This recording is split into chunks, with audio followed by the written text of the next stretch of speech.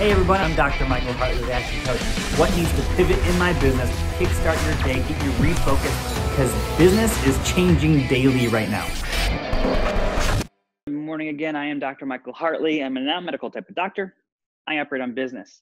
And today we're focused on what needs to pivot in our leadership as we are now virtual leaders. And when we look at what needs to pivot in our business and in our leadership, we first start with ourselves, which is the mindset that we have. We must have a strong mindset. So what do we do for mindset? Well, to build a strong mindset, be, do, have. Who do we need to be multiplied by what we need to do to have the things that we want to have? As a quick example, when you are let's call it in college, when you're in college, no kids yet. When you are a parent for the very first time, you get married, who you need to be shifts. Now you're married and you have kids. Your very first kid, instantly, in that moment, you now have shifted who you need to be. And if you're a parent of multiple kids, who you are now, think about who you are now and who you need to be as a parent of multiple kids versus the person you needed to be before you had any. You have needed to shift massively. Same thing happens in business. Same thing happens in leadership. Who we need to be must pivot and shift. Multiplied by what we need to do and how we do it needs to pivot and shift to get the results that we want to have. Your identity and beliefs. What do you hold true to yourself? What would you say is your identity? What are your beliefs? What do those look like? What are those beliefs and identities that you hold true to yourself? Those core principles should not change. We must have a strong mindset and put things in place to remind us of them. Things like vision boards.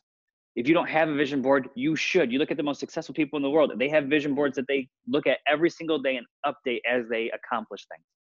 It's not just about set it and forget it. It's about put it in place and look at it consistently. And as you achieve things, replace them. Visually. Set your personal vision of what you want to have. Visual, auditory, kinesthetic is what VAK stands for. Are you a visual learner? Are you an auditory learner? Are you a kinesthetic learner? If you're a visual learner, because you're going to be high in one, potentially high in two, you're going to have a mix of all of them. If you're a visual learner, you need to have visual things all around you, reminding you of the things that you want to have, the strong mindset you want to create right now. Auditory, if you're an auditory learner, what are those things that you're listening to all the time, every single day? Whether it is yourself saying it over and over again, whether it is videos or auditory or audio clips of people that you respect as leaders and things that they're saying that get you pumped up. What are those items? Kinesthetic. What are the things that you need to touch, feel, have on your desk, at your home that you can physically be around? For me, it's a vehicle. It legitimately is a vehicle to remind me of where I came from, so that way I know I never want to go back to that state of life ever again. So we got to put things in place to help build a strong mindset for ourselves. Now that we're good, now we can focus on leadership. So leadership, we're going to have a quick review of the past 2 episodes, and then we're going to dive into this week's 3 topics. Rule number 1, leadership first, location second. Number 2, leading remotely requires you to lead differently. Number 3, working remotely changes interpersonal dynamics in massive ways. Number 4, use technology as a tool, not a barrier. And if technology is a barrier for you, then go learn what you need to go learn to get past it. Number 5, leading requires a focus on the 3O model. Again, if you don't know what that is, go back and watch it. Number 6, leading successfully requires achieving many goals of many types. Number 7, focus on achieving goals, not just setting them. We must have action to achieve certain things. And number 8, coach your team regardless of where they are, regardless of where they work. Oftentimes, one of the biggest opportunities in business is the leader's opportunity and ability to coach. If you've never read The 1 Minute Manager Meets the Monkey, if you have an opportunity, a challenge of delegating, go read that. If you're always the super boss, I'm just going to take it all on myself, go read that book. It's not your monkey to bear. Have your team step up to the plate and take things off of your plate. Coach them instead of tell them. Help them use the gray matter between their ears to think and think successfully Teach them how to think. Oftentimes, you need to teach them how to think. We teach business owners and executives how to think because it's a shift in them. They're used to doing the work. Now we got to get them into leading others to do the work.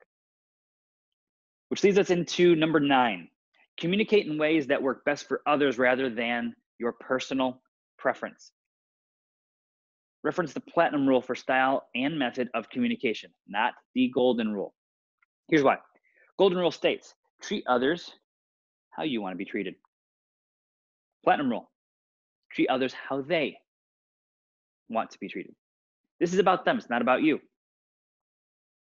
Lead others in ways that work best for them. You have to understand how they want and need to be led. And you must shift your communication and your leadership style to fit that. Use things like DISC. If you never have taken a DISC for yourself, you should. Not to know what you are, but to understand how to communicate to those who are not like you. You are naturally going to naturally the golden rule kicks in. I'm naturally going to communicate how I like to be communicated to. This is why I say the platinum rule, because we have to understand what we are not, because we are going to have people on our team and clients and customers who are the opposite of what we are. And so we must understand how to adapt and communicate to them. We do a whole workshop just on DISC. That's how important it is, because it helps you mesh with others, and it is a great source in how to conquer the challenge in behavior styles and the difference in them. D, dominant person. Quick results. Let's have a 2-minute conversation. Tell me the bullet points and I'm getting past. High I is the very social person. This is the person who wants a 30-minute conversation. They want to know that you care how they feel, and they want to feel that you care. The high D couldn't care less. They don't care how you feel. They just want to know what they need to do, and then they'll go do it. High S, status quo, conscious person. Or sorry, this is the person that doesn't like change. The high S is slow to change, slow to make decisions. Paralysis by analysis. They need security. They are on your team right now. They need security. High C, I call this the engineering type. It's the conscientious type. It's the person that wants to know the steps. Give me steps 1 through 10. I will read everything you send to me, and I will then go do it. You're high in 2 of these. You're low in 2 of them. We need to understand how your team and your clients are, so that way we're communicating properly to them. Ask people how they want to work with you using neutral questions. This is where the adult to adult conversations kick in. There's something out there called transactional analysis. It's where every conversation is either adult to adult or it's parent-child. And oftentimes it can be more parent-child than it is going to be adult to adult. And when you choose to be the parent or when you choose to be the child in the conversation, you're forcing the other person into the other one. Not healthy when it comes to business. So many times I've been working with clients who are like, you know what? Forget it. I've given everything I can to them. And you know what? They just don't want to receive it. Forget it. They can just do it the way that they want to. Good luck. They just put themselves into the child. They're forcing others into the adult. I've seen it the opposite way. Scolding, right? I cannot believe that you didn't get these things done. What's going, I can't believe it. All you're giving me is excuses. I am now the parent, forcing the other person into being the child. We want to have neutral questions so we can have an adult to adult conversation. So look, I understand things come up. I want you to not give me any excuses or blame or be in denial. So just walk me through what actually happened. What got in the way? I want to make sure that we're providing what you need. You see, in those moments, we're communicating at a very different pace. Going back to what was mentioned earlier, help them think, coach them through it. Don't give them answers.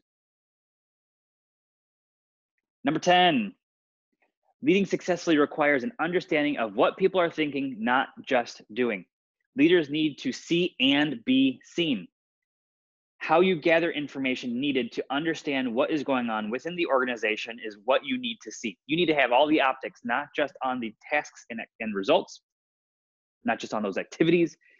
You need to be able to see how people are actually engaging. You need to be able to see the frustrations. You need to be able to see the happy points and the wins.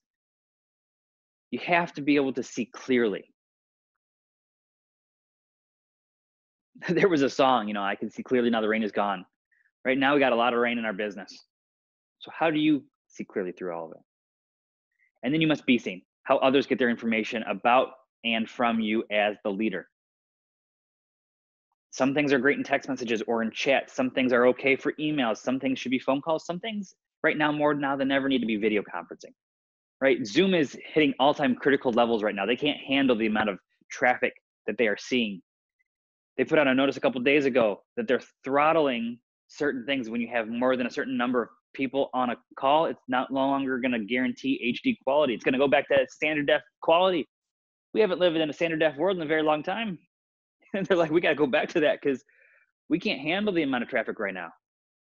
And the best problem that they could ever have, probably. It's still a problem though. And they're going to get pissed off people because of it. So they got to be careful. So how you are seen matters. Be more aware of the impressions you make. Was working with a CEO the other day, and something I've observed in working with him for a little bit is when he is really thinking, when he's really engaged in a conversation, full into it, he comes across like he's pissed off. He's super upset. His facial expression looks really like, I'm just mad. And finally got to the point I was like, you know what? I'm gonna bring this up in a session. So I did. He's like, oh my goodness, thank you so much. He goes, I'm not mad at all. I'm like the happiest person I know. I'm like, well, if I understand that now. I didn't at first. So what does your team think? Because your team doesn't have these kind of candid conversations with you. And his response was very interesting. He goes, I really wish that more people would say these kind of things to me, because he's a bigger dude too. So he's kind of like, people can be intimidated by him. And he knows that. He's like, man, I just wish more people would just tell me these kind of things. I want to be better. I was like, well, that's why you have a coach, right? That's why you have me. So be cautious and be aware of the impressions that you're making with other individuals. And are you visible to your team? And what are they seeing? This is where things like a very brief 360 review could kick in, where you're going to ask them, okay, so what are you seeing? What am I portraying? Communication is the response that you get. So if I'm communicating something and they're not responding in a proper way, I am not communicating properly. That is on me to pivot. It's on me to shift. It is not on them. I'm not going to ask someone to change, the core of who they are, going back to DISC and VAC and things like that. I have to be able to shift my leadership and communication styles so that way they do receive it. How are they seeing me in these moments? Next, number 11, final one for today. Build trust at a distance doesn't happen by accident. The process of building trust through distance is not an accidental thing. Remote leadership means trust is harder to build and more easily broken. Think about that one. It's harder to build and more easily broken. Trust and loyalty is a lifetime long. And it can be broken in a second. So how do you consistently build trust? You have to be intentional with it. There are 3 components necessary for high levels of trust to exist: common purpose, competence, and motives. Common purpose. Do both you and your entire team have the same purpose? This is where vision, mission, and culture points kick in. It's why we say it's one of the foundational elements of a business. Because if you don't have a clear vision that everyone on the team knows, if you don't have a clear mission on how to achieve that vision that everyone on the team knows, and if you don't have points of culture that you exude and so does the team, you don't have a common purpose. If you don't have a common purpose, building trust at a distance is very difficult. You have to have all 3 of those things in place. Competence. Do you believe the people you lead are competent? Skill set. We hire on everything other than skill set first and then skill set last, because we can teach it. We can teach competence. What do they need to go learn? Candidly, as a virtual leader, what do you need to go learn? Own that one. What are those levels of competence that you need to own to close the gap on how you lead and build trust from a distance? And third, motives. Are people willing to go the extra mile? Do you have a team that is team first, or do you have a team that is me first? I've had the opportunity to work with a lot of global brands, billion-dollar businesses. And whether I'm working with a $100,000 business or a billion-dollar business, this remains factual across the board. If you have a team that is me focused, I'm gonna do whatever I need to do to make sure I'm good. You've built your team the wrong way. You have a whole bunch of selfish people playing the I game versus the we game. When you have a team of people who is team first, they know that when the team succeeds, they succeed. They got to be able to go the extra mile. And so you have to lead them to becoming that if they're not naturally. And people can shift. I've witnessed it. That's where good coaching and leadership kicks in. So what is their motive? When you have a us focused motive, when you have the right skill sets and learning that's taking place consistently, and when you all have the same drive towards the same common purpose, it's very easy to build trust from a distance because everyone is aligned. Alignment is extremely critical. So we got to be aligned on all these things. So the more alignment of these three components, the more trust that will exist. We got to take action though.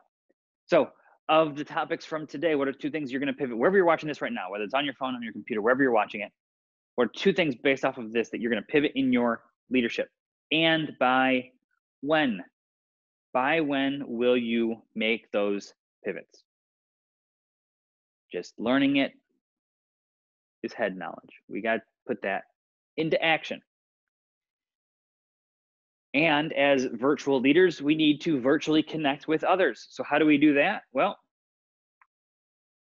we do that through virtual networking. We're kicking it off. We do it every Thursday at 11 o'clock Central Time. If you want more information, dmh.actioncoach.com/networking. For our clients, it's absolutely free all the time. For non-clients, the first 2 weeks are free.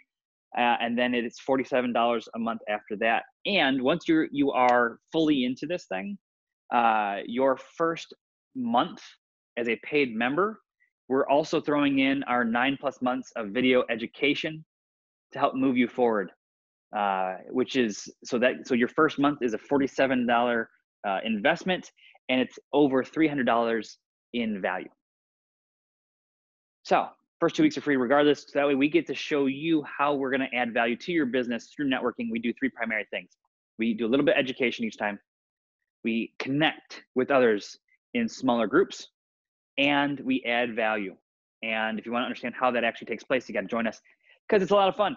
And candidly, it's the number one thing that we get people to tell us what, like when we say, what's the best thing out of our networking group? It's the number one thing we're told. So you got to check it out.